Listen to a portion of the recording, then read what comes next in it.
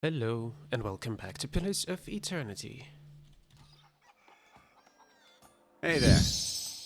We are in Starwood Village. We have two quests to do. One is we have to sneak into the fishery during nighttime, and we have to find a dwarf or a dwarf ascendant who could help us with Durgan's battery. Let me put my microphone a little bit back so that I'm not too loud. Alright. First of all, though, because I definitely have problems with mechanics right now, I'm going to respec my own character to have more mechanics.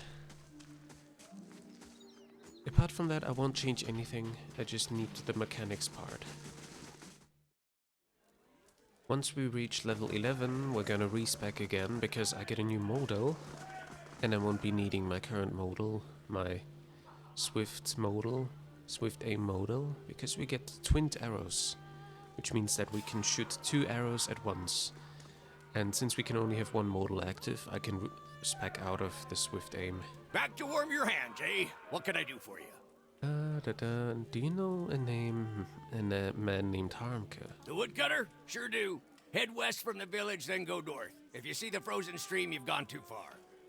Head west from the village, then go north. Interesting. So we have to find him in the other area. Thanks. Usually works a stand of trees out in the russet wood, though he steps out from time to time. Well, what are we waiting for? Well, I still need to find that person for the Durgan's battery, you know? Don't worry, we're not looking to murder him or anything. He winks at you. Alright, let me Top see. quality bear pelts on every bed. I would also like to switch up, because now I would like to have those two back in the party, if possible.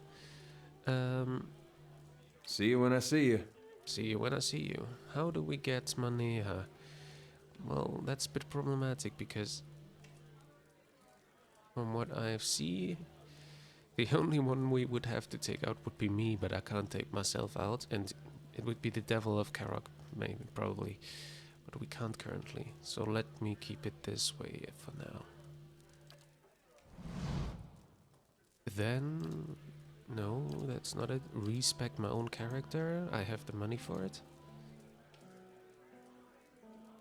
Yeah, attribute points would be fine. We're gonna respec those as well when we are leveling up to the 13. Actually, I could technically do it now, but I need more willpower, because I will take from resolve, and I'm not able to take that one yet. So let me... What I mean is, what is it called? Bull's Will, to get some willpower, which we will lose when we put points away from resolve, so we're gonna do that later. So, Marked Prey was the first one. I have a bear companion. We're not gonna change that up. His name is Arctos. Next level. So what I want to do is I want to focus on mechanics and survival. First of all, mechanics. We're gonna leave athletics be. Second level, resilient companion. Mechanics again. Let me put in stealth as well there. Stealth, I meant survival. Level 3, swift aim. Mechanics, stealth, survival. I always say stealth even though I meant survival. Swift and steady. Mechanics. Wounding shot. Survival. Veterans recovery is next.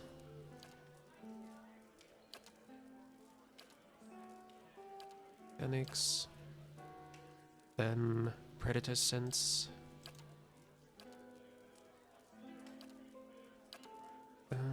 Vicious companion. Stalker's Link comes next. Then Marksman, but let me keep it for mechanics now. Marksman, it's offensive. Marksman, yeah, Marksman. Mechanics and survival. After Marksman, we're gonna take Takedown. And that's it. So now we should be a bit better. The one that got away. It's just the update for the quests for Devil of Karak. The one that got away. Yeah, find Harmke. Alright, let's level up Zawa as well. You're getting athletics. Yeah. It's second wind, yeah. Alright. Then what can you do? One long strike is move speed, clarity of agony, duration for hostile effects, crucible of suffering, force of anguish. Powerful attack that knocks the target back a significant distance if the attack is successful. Target bumps others out of the way and bounces off hard surfaces like walls before ending up prone. Yeah, but they would be a few meters away, so we'd have to go after them. Maybe that's not the best. Soul Mirror. Rooting Pain. Flagrant Path. In the blink of an eye, the monk streaks toward a distant target, inflicting terrible crush damage and penalties to all defenses on anyone on his or her path. I hope they will just use it though, that's the thing. The Long Pain, summon weapon, Long Pain Fists. The monk becomes capable of projecting force from his or her fists, inflicting damage at long range. Let's go for the Iron Wheel so that he has a bit more damage reduction. Did I forget something there? Because it still said next, but I did click on it, did I? I hope that I just did it right or not.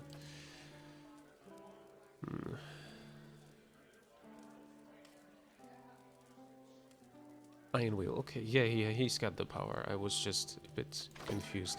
Hey there. Should we sleep Back to another warm time? your hands, eh? What can I do for you? Top quality bear. We have to sleep again because it's daytime still.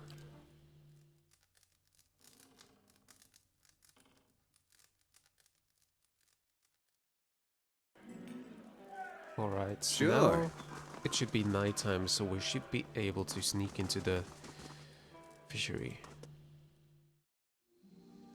Okay. Is everything alright here? Yeah, almost. This is better. And it's nighttime now, so we're good to sneak into the fishery. I will let the Devil of Karak do it, because the Devil of Karak is the best in sneaking right now. Because I focus sneaking on her. I'll take a peek. Right here. I heard you. Can I just go inside with her? That would be amazing. Let's try it out.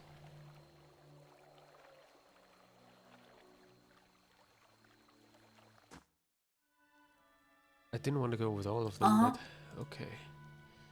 Well, that's how it is then. It's just weapons. Oil.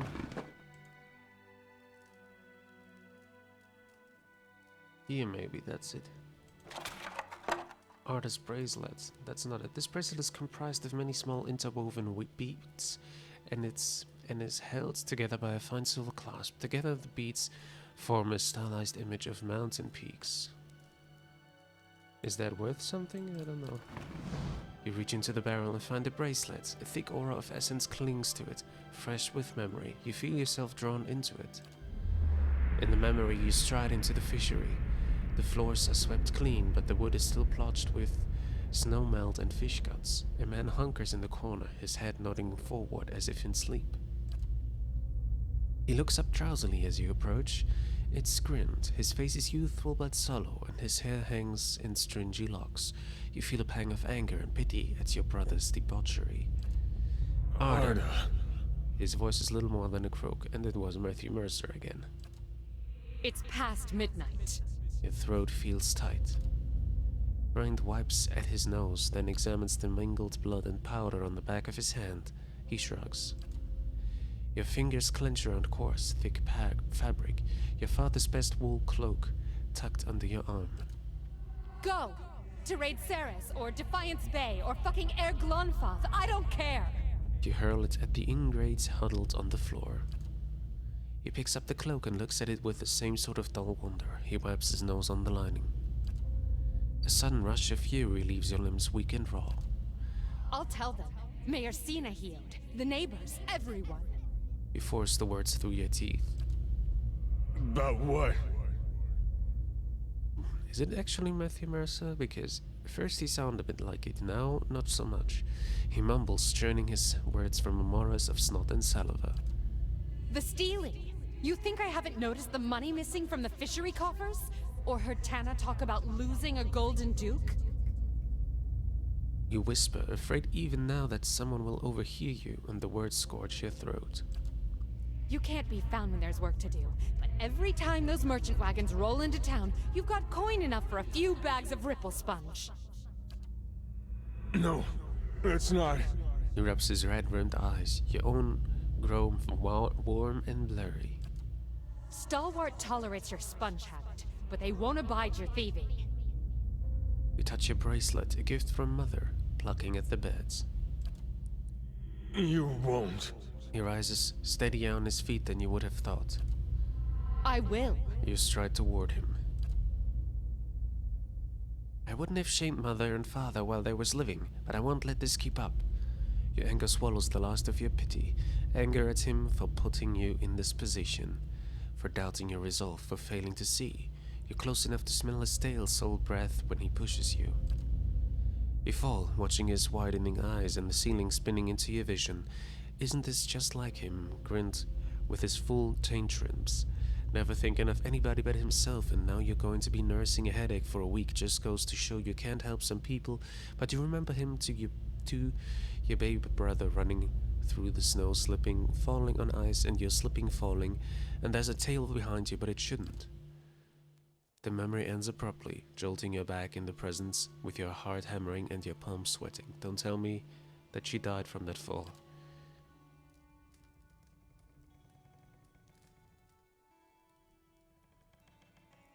Fishery door creaks open and in walks Grynde, staring at you, and the bracelet in surprise and outrage. His face drowns of color. You take shelter in our village and then ransack it like a common thief? You'd better explain yourself.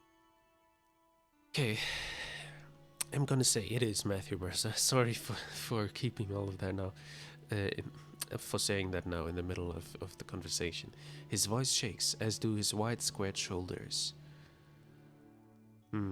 Calvini told me you were a ripple sponge addict. Seems you're much more than that. Any who put stock in the ravings of that bitter old fool deserve all the trouble they get.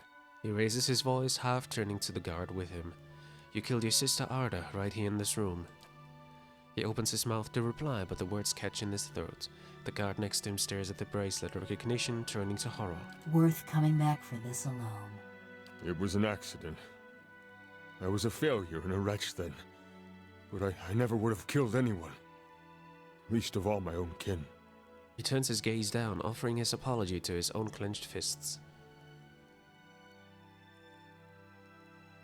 Say nothing, listen. I gave her body to the lake. But I kept her bracelet. To remember the cost of my own weakness. He loosens his hands and stares at the emptiness in his leathery palms. I ain't asking for forgiveness. I know I don't deserve any. My penance is my work on behalf of the village. And they need it, truly. You've seen the shape this place is in. Have mercy on Stalwart, if not on me. Let me do the work Arda would have done. That's my debt to Stalwart, and the only fitting way to honor my sister. He looks up at you, his eyes bright and clear. I don't know if I should trust him. Look at yourself. Keeping this secret has taken its toll on you. Do you really want to feel this way? Kept thinking I could get by this way. But I guess you're right. It's time they knew the truth about me. He turns to leave, looking back at the fishery one last time. Okay, looks like we have solved this without fighting him. Weaver's song complete. Grieving Mother returns to the stronghold. Oh, let me read what she found out. Grieving Mother found surprising resistance to inquiries regarding the whereabouts of Panisetta. Whoever had taken her wanted to keep her location a secret. At the behest of the Duchess of Speranto, a team of Valian cryptographers attempted to decipher the fragments of Bonisetta's weaving messages. In turn, they communicated those leads to Grieving Mother. After several brutal fights against well-trained mercenaries, Grieving Mother reached Bonisetta's prison, a weaving house near Girara. The Valiant textile company that had abducted her was immediately cast out of all the Valiant republics, great and small. In thanks for saving her, Bonisetta wove an enchanted cloak for Grieving Mother's journey back to Kid Nua. Amenity? Right-click for details. All defenses, max endurance, damage reduction. Oh, that's very nice. To my current one, I think I keep my current one, but this is one which maybe someone else can have. Very cool. Do we have it here now? Or do we have to go back for it? Probably have to go back to Kid Nua. Yeah, I wish I knew where all my stash is in Kid Nua. I don't know there. that well. I would still like to find that dwarf, Sure. or the ancestor of the dwarf, before I head back, because I need to... Yeah, I want to do that before I do the quest for Devil of Karak. Before I also go back to Durgan's Battery to talk to Galvino. Can we talk to Rayfold, maybe? So, you're back. What can I do for you? Read his soul. The snowy paths peel away, and the brisk air gives way to the acrid stench of smoke. A dark cloud billows up from the remnants of a burning house at the far edge of a rocky field. You are low to the ground, held in place, and above you the wind tugs embers back and forth like firebugs. The vision in your left eye Not is so clouded. brave now, are you? The vision in your left eye is clouded, such that the figure standing over you is a collection of rough smears of black cast in silhouette by the fire. A dark shape swings towards your face, and the subsequent burst of agony jars you out of the memory and back into your own skin. What? Did I spill something on myself? Rayfeld's looks down at his clothing. Farewell. So he is not it, but I can try more with Taylor, maybe? No, very well. He is not it. Maybe we go inside this house. I doubt that it's one of them. Maybe it's Aldrich, you know. I mean, you never know. Let's ask her first. I take it you've met Galvino. Renengild glanced at the Devil of Karak, her eyes narrowing. Examine Renengild's soul. The awareness settles beneath Renengild's skin. You feel yourself looking through her eyes upon a time-faded memory. You're standing in the inn. The room is stifling, but it's the body heat of so many furious villagers, not the neglected fire pit, that's drawn sweat from your pores. Your husband waits by the door, about as far as he can get from the assembly. He holds Aldrich, whose cheeks are bright, as he watches the adults pick up with wide, fearful eyes. You'd never realized how badly your neighbors stank, but something rank and repulsive rises from them as they pack together in this room. How much did the old snake pay you, Sina Hiod? Is Matthew Mercer actually speaking 50% of the voices here? It's Grynde, the head fisherman. Ah, of course, that's why it's with Matthew Mercer, because it is him that we spoke to before. Jabbing a furious finger toward the back of the room, Signhild, your erstwhile mayor, squirms in a corner, pinned by the accusing stares of the entire village. Oh, those eyes, their cruel porcine eyes, and they're watching Signhild with the dumb gluttony of hogs staring at fodder. The only sight that turns your stomach more is Signhild himself, trying to wriggle free of his own lies. Maestro Galvino and I came to an agreement. It was for the good of Stalwart. I thought... Oh, it's about the Devil of Karak. You thought you'd let a killer walk among us? A woman in the middle of the crowd waves her fist. Cries of fierce agreement rise from the others. What began as a collective grumbling is swelling and congealing like storm clouds. You look back at your husband. He's whispering to Aldrich, but when you catch his eye, he directs a silent supplication to you. Let's go. A wet smack draws your attention back to the other end of the room. Someone's thrown a potato, and Signhild cringes and rubs his jaw. You want to shout at them all for this nonsense and waste, but you know this is about to get worse. Stalwart will have blood, and Galvino in his horror had the tents to flee already. You turn again, and your husband is backing you with swift, chopping motions, but what stops your breath is Aldrich. His little eyes are fixed on the churning mob, and you knew ever since you started hearing about those hideous purges that he'd see something like this one day. But did it have to be so soon? It's what drove the devil woman to madness. And now his little eyes have gotten big, big enough to swallow the whole scene, and now he's seeing you as a part of it. You want to leave now, but if you do, this is what your boy will remember: cowardice and madness. About people, about Stalwart, about you.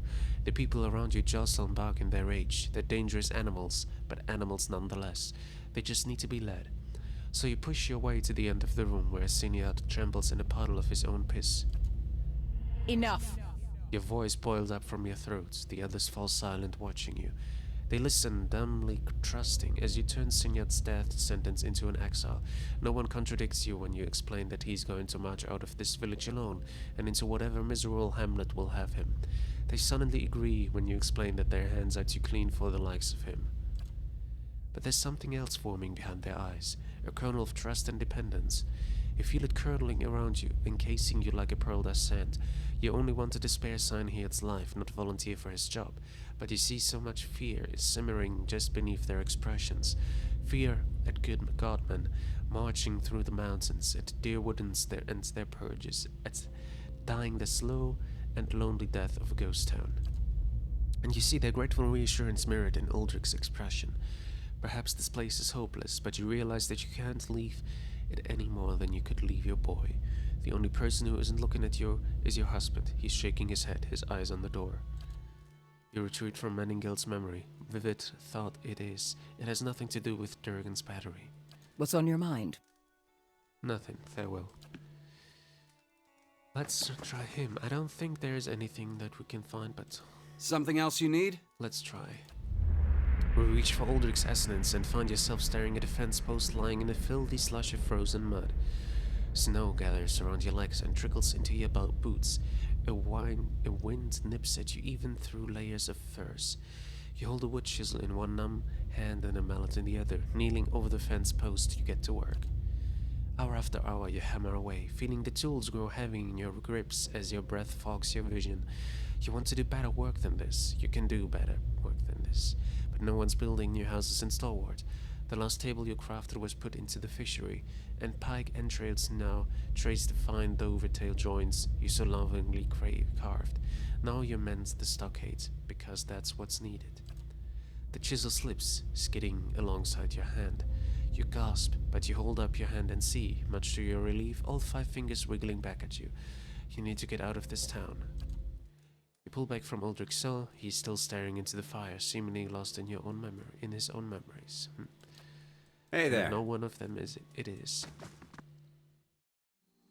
Well, at first I thought it has to be a dwarf, but it's not necessarily a dwarf, because I don't know how it works here, but I would guess that you can have like a relationship with the dwarf as a human.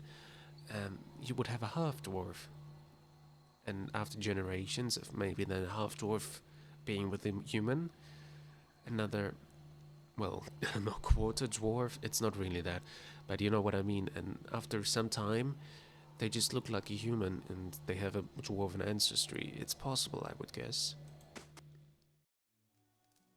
Let's talk to her. Well, she is a dwarf. Maybe she is the one. Got to speak up? My hearing ain't what it was. I hope it's not her, because that would make it difficult. You feel her essence humming and buzzing. Another personality and set of memories lies dormant within her soul. Oh, it is her, convulsing as if in fitful sleep. The contours of that dormant soul are sharp, ragged. As you reach out for it, it seizes you violently. You're standing in a darkened feast hall. Sturdy tables and benches have been stacked against the door in the far end of the room. You know it won't be enough. A few dozen other dwarfs from your tunneling crew wait with you, shovels and pickaxes in their shaking hands. Sinove, please. If we go now, we can get behind the barricade. We won't do any good here. He's right, and you hear agreement and the quiet murmur of the others, but Arms Warden Maroon ordered you to hold your ground here. Yet in those rising whispers, you hear the opening bars of mutiny.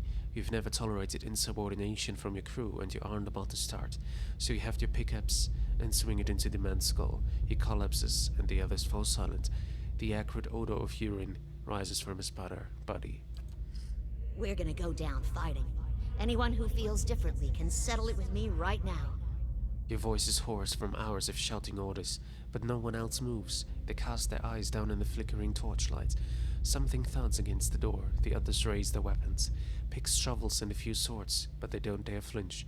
Your own pulse pounds at your temples. You pull back from Taina's soul, but you feel Zenova's wrath and ferocity tugging at you still. Her essence thrashes, lashing out an unseen enemy. Zenova is powerful, but dangerous too.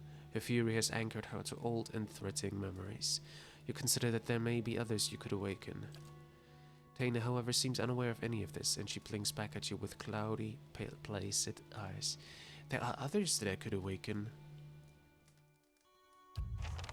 Awaken the soul of the dwarf from Durgan's back. Hey there.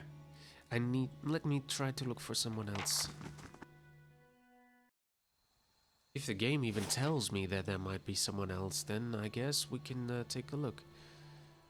I don't know, maybe Thursh? Don't think it's going to be Thursh, but there are not so many people here that are dwarves. And the journey now tells me that it has to be a dwarf, so yeah. Let's ask Thursh.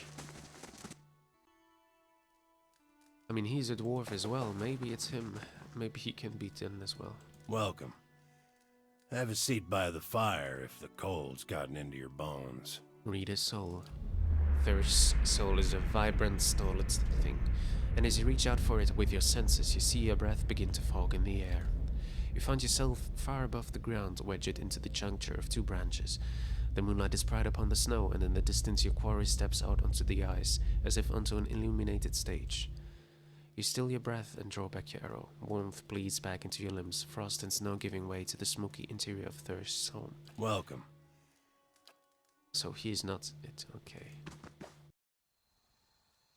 Yeah, maybe this old Does woman... anyone have any extra rations? I did some white leaf and now I'm very hungry. Yeah, I don't think we'll find anyone else. The fishery didn't have any apart from the... Yeah, I think I'll have to take Taina. Yeah, I'm going there, and we will awaken her in the next episode. So, thank you for watching, and I hope to see you in the next episode of Pillars of Eternity.